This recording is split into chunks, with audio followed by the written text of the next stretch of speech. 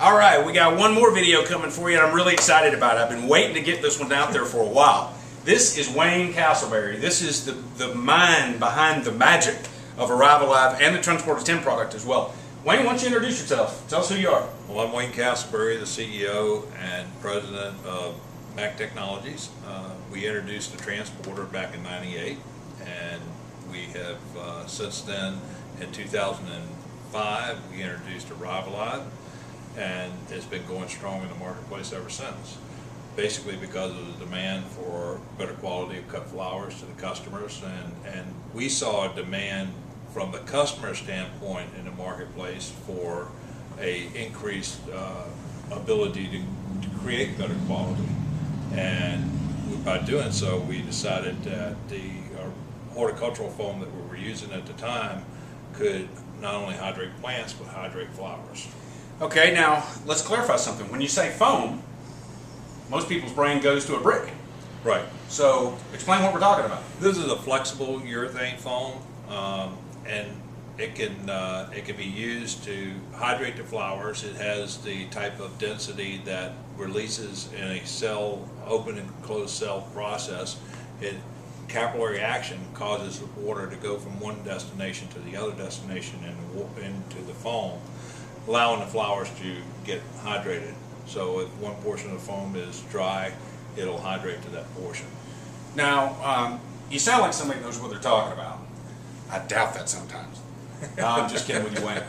I know you know what you're talking about. Now, tell everyone who's going to see this video the testing that you did with this, because you've done this at a couple of different universities. We've done tests at Virginia Tech. We've done tests at North Carolina State University, and we've done tests at Michigan State University.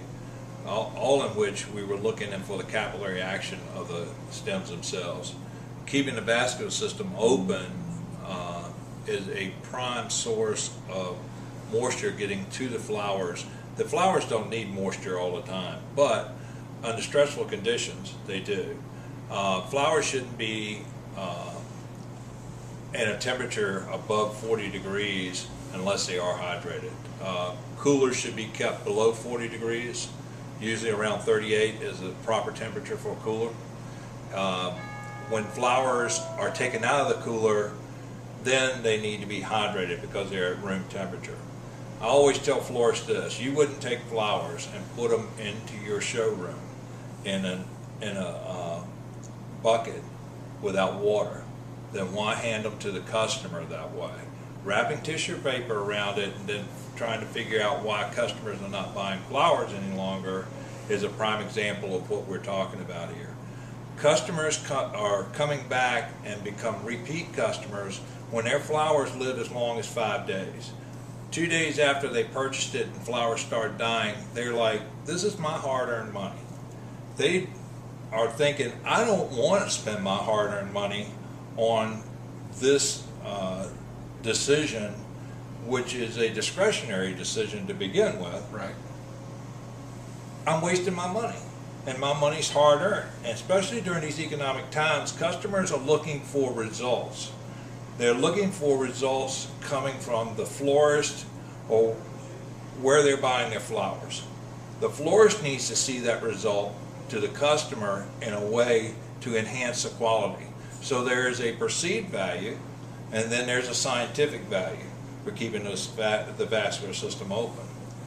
We're always self-conscious of things we want, but we never are self-conscious of the things other people want.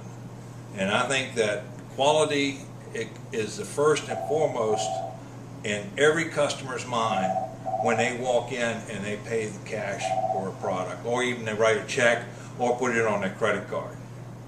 And flowers cost a lot of money. Even though it's discretionary, it's one of the best values you can possibly buy for attitude, enhancement of your atmosphere. It's been proven through research studies by SAF at Harvard University. But these easy for you to say. Yeah, really. But these are the type of things that relate to who you are and the atmosphere in which you preside. even when it's in the office or at home. We're at 5 minutes. All right, we're going to keep rolling, okay? Because I got a couple other things I want to cover. We'll try to do this in a couple of minutes if we can. You know, Jeff Corbin told us the same thing about the quality and the repeat customer. You touched on repeat customer. He told us the exact same thing, that the perceived quality, and as you just pointed out, the actual quality that's going out the door is retaining customers for him. Jeff is an excellent source. FTD has Jeff doing seminars all over the U.S. Jeff is an excellent source because he's hands-on. He's the one, he's got a shop, he's done it himself, he realizes what is needed. The thing about it is, a lot of shops look at design, and I think Jeff will relate to this. They look at design more so than they do the quality of their business. And I'm not to say that every shop's that way, but they need to look at how they're doing business with the public. Right. And marketing is everything, but also the quality of the product that they're turning out. Right. Rotating flowers in the cooler, enhancing the quality of the flowers to the customer, And using a rattle light. and using a rival eye. I don't mean to cut you off. We're going to get in there just a couple. You got me on a roll. I know, man. I got to keep you chained. This guy will go forever if you let him. Now, how long have you been in the business? 25, 30 years, I think. Something a long like time. that. Yeah, Been here a long time. You've written a book, in fact. A lot of people Yes. use it as a guide for what? Yeah. Tell us about the book quickly.